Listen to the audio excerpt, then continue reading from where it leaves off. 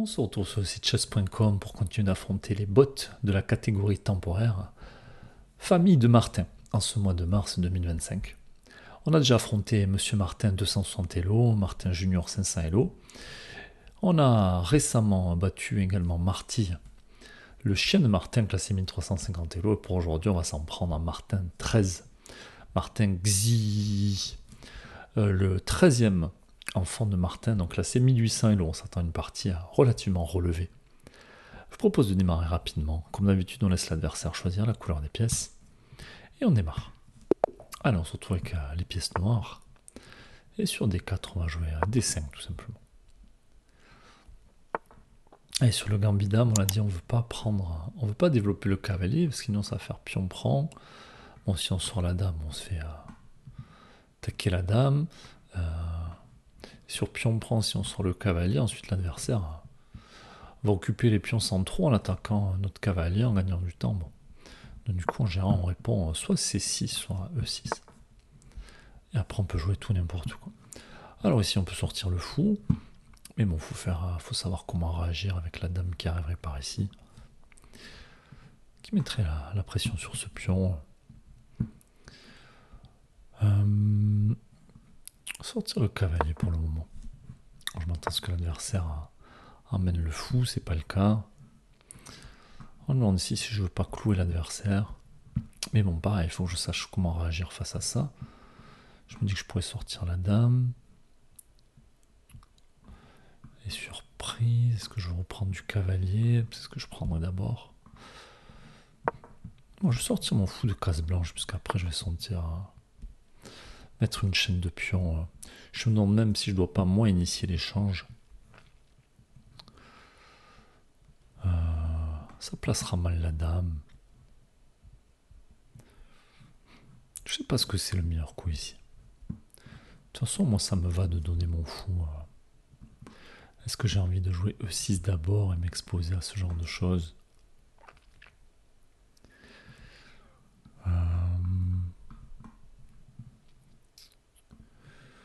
Je sais pas, on va tenter, on verra bien, on va le jouer ce E6. Si on manque sur pion, on prend, je vais jouer d'abord cavalier prend. Ah, ici on se fait attaquer le fou. Il peut vite se faire enfermer maintenant qu'on est par là, donc on va prendre ici. Ok, l'adversaire qui reprend du pion G.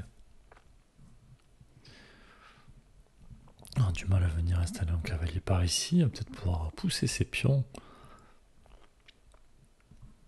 Est-ce que je devrais pas du coup mettre mon fou en fianchetto?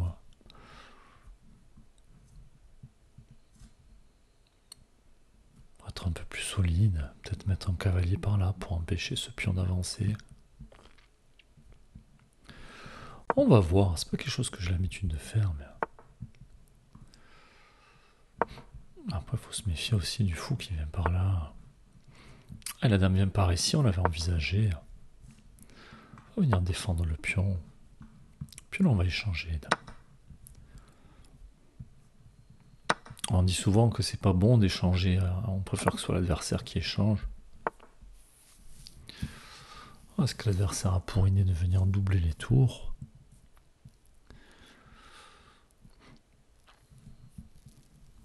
Alors, comment poursuivre ici? Je vais lier les tours déjà, je vais réfléchir à pousser ce pion. Adversaire qui décide d'ouvrir le jeu. Est-ce que j'ai envie de le laisser pousser ici? Je pense pas. Mais bon, s'il vient y reprendre du pion, il va avoir un fort centre. Du coup, je me demande si je peux pas jouer E5 ici. Pour l'empêcher de pousser son pion.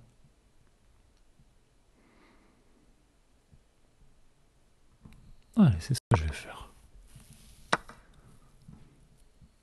Et je peux reprendre, je vais sûrement me faire chasser.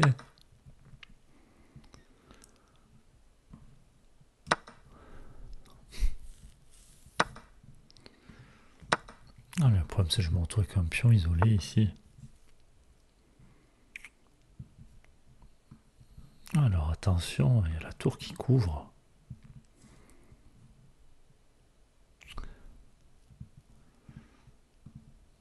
Alors, ce pion qui peut être pris pour cible.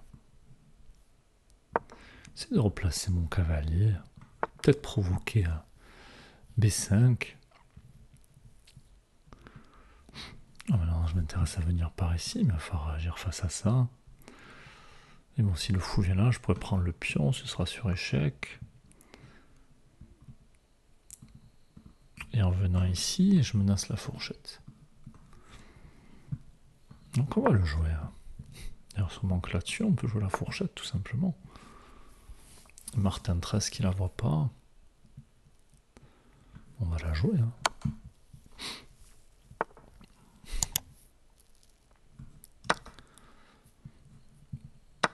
J'envisage de mettre une tour en face du roi. Je peux aussi venir ici m'en prendre à ce pion. S'il avance, je pourrais venir emmener les tours. Il n'y a plus les dames sur l'échiquier, j'ai pas peur que l'adversaire vienne avec son fou. Ici, ça va séparer ses pions. Allez, attention, fou de case blanche qui pourrait venir par ici. Allez, je vais récupérer un autre pion. Je vais essayer de récupérer ce pion-là.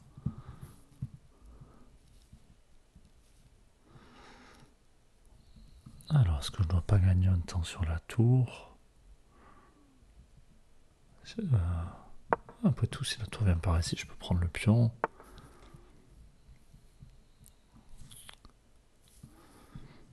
Ah, elle m'en prendra ce pion-là, mais moi, ce qui m'intéresse, c'est surtout de récupérer le pion qui est dangereux. Adversaire qui va prendre mes pièces en fourchette. C'est pas très grave.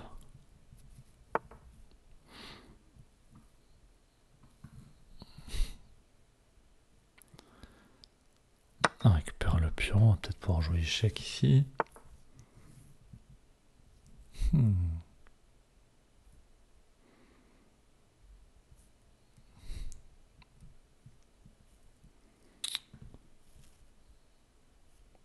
Alors, on va essayer de faire reculer ce roi. Ce serait bien qu'on ne perde pas ce pion. Alors là, j'ai pour idée de m'en prendre à ce fou qui n'est pas protégé pour venir jouer à échec et récupérer la tour de l'autre côté. Mais je me dis qu'on peut contre-attaquer sur mon autre tour. Je peux aussi venir jouer échec ici pour récupérer ce fou. Le roi qui va venir. Je pourrais pas jouer échec. À cause du fou qui est là. Je peux aussi simplement venir me mettre la pression sur ce fou. On va le tenter pour voir. Non, ici je peux pas, il y a ce fou qui couvre. Je peux essayer de venir ici pour manger mon fou qui défend la tour. Allez, on va le faire.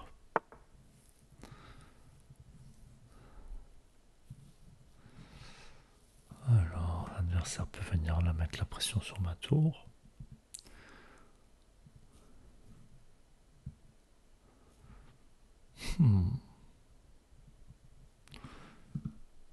Ici, je peux toujours pas venir.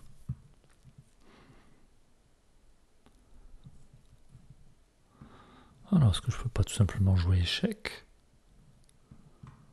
Et bon, ma tour sera pas protégée.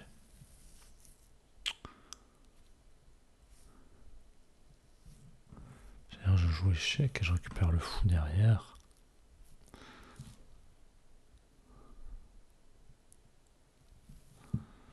Alors je me dis, tiens, si je m'en prends à ce fou,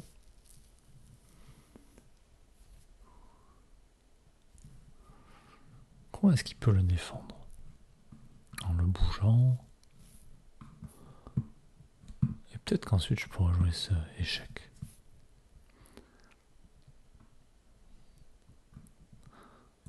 On va le tenter, on met la pression sur ce fou. L'idée étant de venir jouer échec pour récupérer la tour.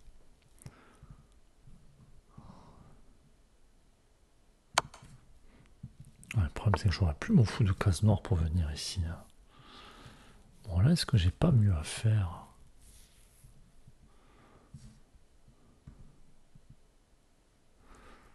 Peut-être essayer de chasser ce roi. Ça risque de manquer de cases, ce roi, en fait. Alors, ici, c'est risqué. Non, je pense qu'on va aller prendre la tour, tout simplement. Alors, je peux venir ici pour le moment. J'ai pas peur de ça, j'ai mes tours. Peut-être pousser le pion.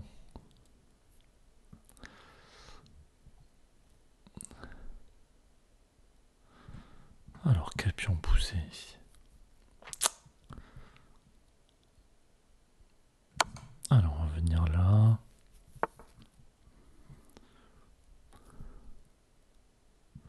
Attention, pas venir là pour éviter ce genre de choses.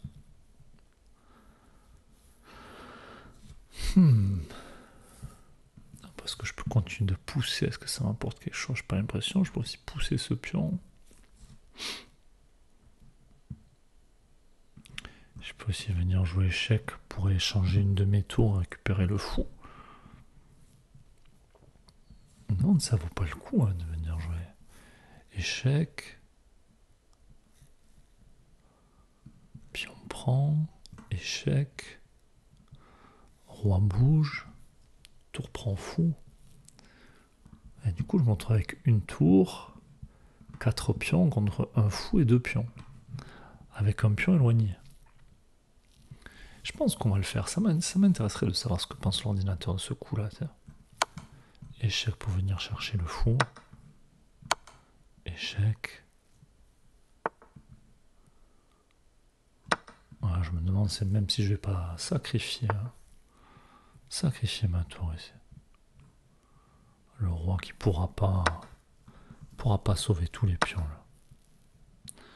Allez, j'avance le roi. Je vais aussi avancer ce pion.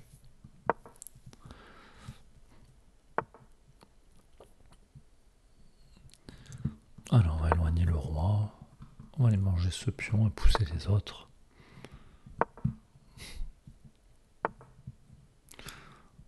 Le roi, est-ce qu'il va pouvoir nous rattraper là? On va faire ici, il va nous courir après. Hein. Il a pris trop de retard déjà. Allez, là on n'est même pas obligé de prendre le pion. Là non plus on n'était pas obligé, mais je vais quand même le faire. Alors on va faire une dame sur échec. Et puis on va aller mater. Alors on va réduire le nombre de cases pour le roi. On dit on se met à distance de cavalier. Ça va le faire reculer. Maintenant il n'y a plus qu'à approcher notre roi et venir mater avec le roi et la dame.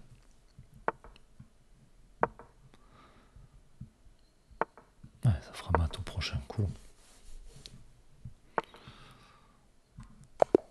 Échec et mat. Elle est partie face à Martin 13. Apparemment, on a fait une gaffe. On va demander à l'ordinateur ce qu'il a pensé de la partie. Et voir s'il a aimé notre sacrifice, là, de donner la tour contre un fou et un pion. Je pense que c'était assez intéressant. Et à défaut d'être le meilleur coup, peut-être le coup le plus pratique. Allez. On va voir ce qu'il en pense, l'ordinateur. On a joué qu'à 87% de précision.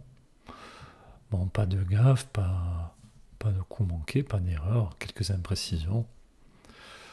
Avec apparemment une ouverture plutôt maîtrisée. Hein.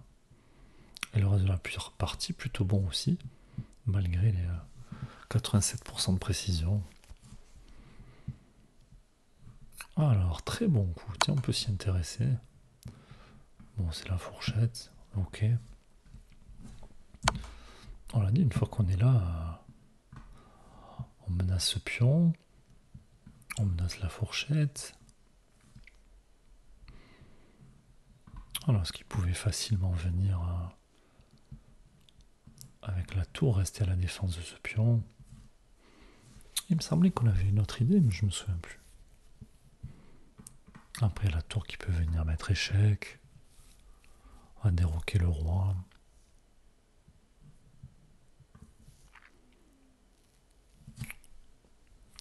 Ok. Alors, on va se remettre au début. Et voir ce qu'on a manqué. Ok, donc théorique ici de sortir le fou.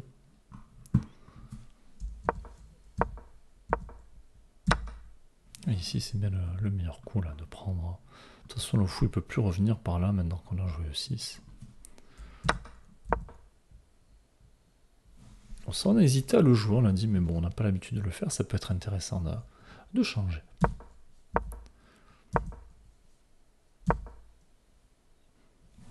Alors ici, l'ordi qui préfère Dame des 7, qui défend le pion latéralement. Ok, pourquoi pas.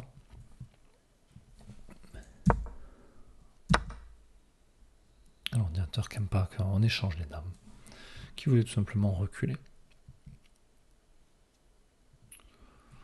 Bon, après tout, on est moins fragile sur cette diagonale.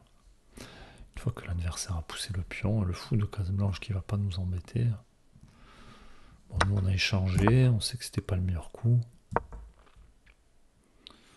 Bon, ici, ce coup de tour, on n'a pas compris. On s'est dit peut-être qu'il va vouloir doubler les tours. Mais bon, il faut d'abord qu'il bouge le fou, il faut qu'il roque. Ou alors qu'il décale le roi, il faut quand même d'abord bouger. Bon, il a 3 coups de pouvoir doubler les tours. Et nous, on peut juste faire un coup comme ça. Après, il faut se méfier parce que ça aurait donné une belle case au cavalier. Bon, on serait peut-être venu contester la case. Alors, et c'est ici, on a pris un petit moment où on s'est dit, bon, est-ce qu'on veut prendre? Mais du coup, ça va donner un fort centre au blanc. Bon, le cavalier qui manquait de cases. Et finalement, on décide de jouer E5. Et donc l'ordinateur qui préfère mettre le cavalier sur le bord.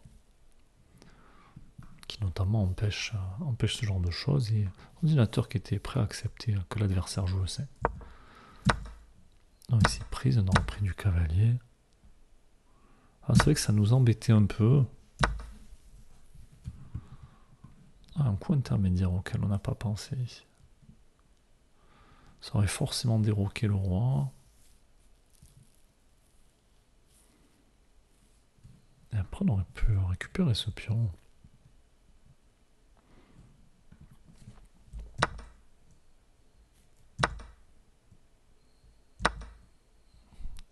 Là encore, on pouvait jouer d'abord ce coup-là. En plus, ça ouvrait la diagonale du fou. Qu'on n'y a pas pensé. Là, on a reculé le cavalier. Bizarre. Hein. Et bon, ici, on a dit, il y a la tour qui est là. On peut plus prendre ce pion. Est-ce qu'on n'aurait pas pu peut-être mettre une tour en face du roi, justement, pour préparer ce genre de choses? Effectivement, ordinateur qui préférait tour 8. Allez, ici on est venu, on a dit on menace la fourchette.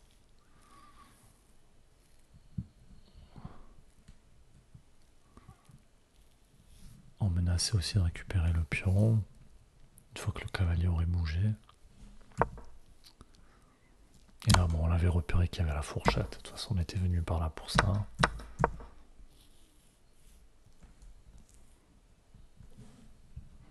Alors, autre manière de séparer ces pions.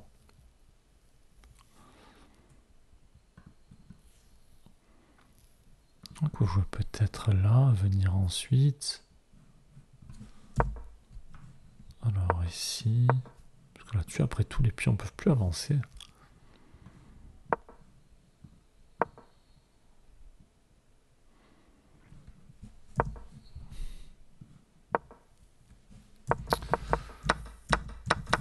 Ok, intéressant.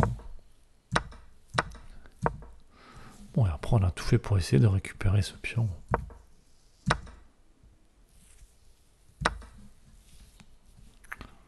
Alors...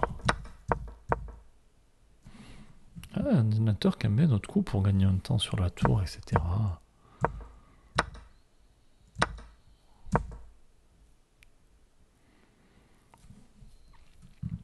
Non, je vais réfléchir un coup comme ça, mais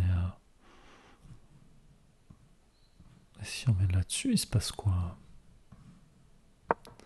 Ah oui, là, ça marche pas.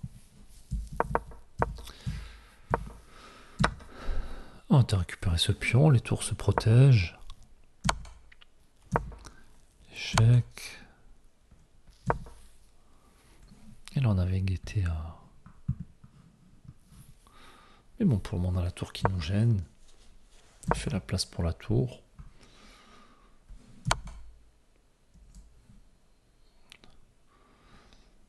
Alors, c'est pas le meilleur coup. Tour E1 est meilleur. Avec les deux fous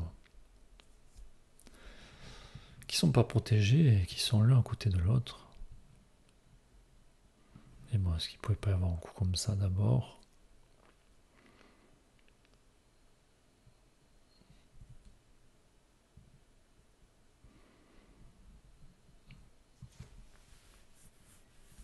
Non, parce que je pense qu'on aurait justement fait prise et surprise. On aurait joué l'enfilade. Ok, donc tour E meilleur.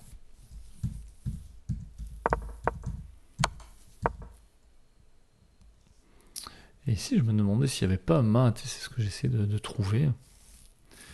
Et l'ordi qui dit mat en 5. Et honnêtement, je le vois pas. Ah, mais c'est qu'il y a ce fou qui couvre des choses.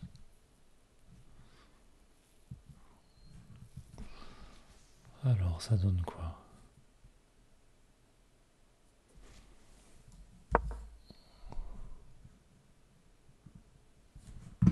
Oups.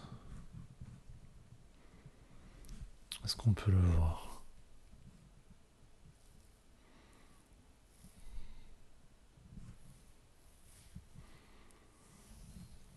Ah, mais c'est vraiment...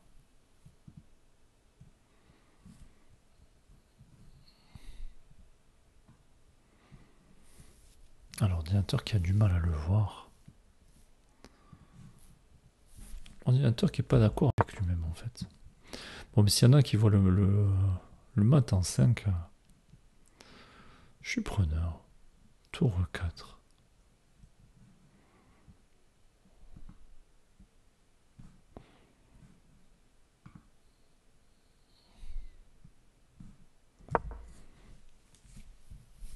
Alors, tour 4. Et là-dessus... Alors, je me dis que c'est pour supprimer les cases de sortie du roi.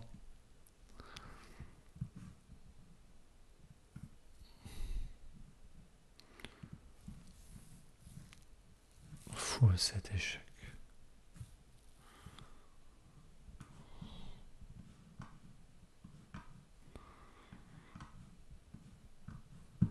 Ok.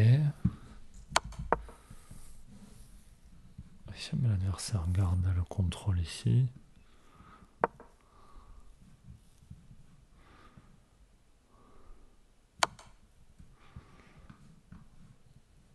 Waouh.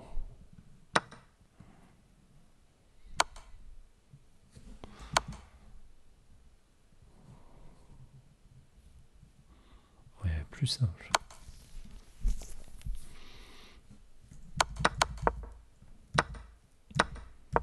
Ok, donc mat forcé en venant sacrifier la tour ici. Oh, bon, faut savoir si c'est une imprécision ou pas. Mais ça, j'ai pas pensé à H5. Est-ce que ça marche H5? Parce que je réfléchissais à H6, mais pas forcément à H5. H5 est le mieux.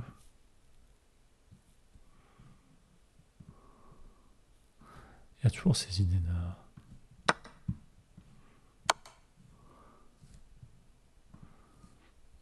Alors, où peut aller le roi ici? Alors, ici, maintenant 1.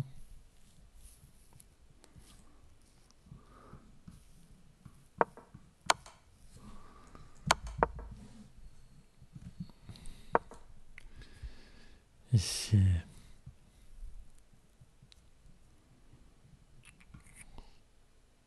attend aussi, avec la tour qui couvre. Et donc forcément, si on se met dans l'alignement, il y a des menaces à la découverte.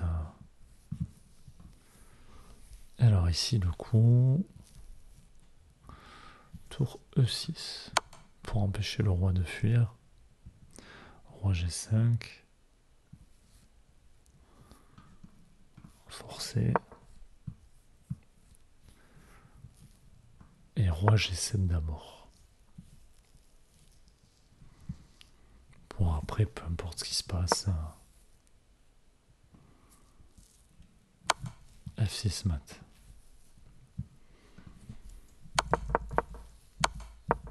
Bon, mais encore un mat forcé raté. Hein. Alors, dans quelle position on l'a raté? Ici. On n'était pas à dire si vous l'avez vu le mat. C'est qu'on a l'impression qu'il y en a. On se dit, tiens, il y a le roi qui est au centre de l'échiquier. On a envie d'eux, mais on se dit, il y a aussi ces fous qui peuvent venir nous embêter. Oui, il y avait aussi un coup comme ça qui était intéressant, bien sûr. Ok. Bon, mais en tout cas, voilà pour la partie face à Martin 13. N'hésitez pas à dire ce que vous en avez pensé. Et si vous trouvez que c'est un adversaire difficile à battre ou non. Quant à nous, on se retrouve prochainement. À bientôt.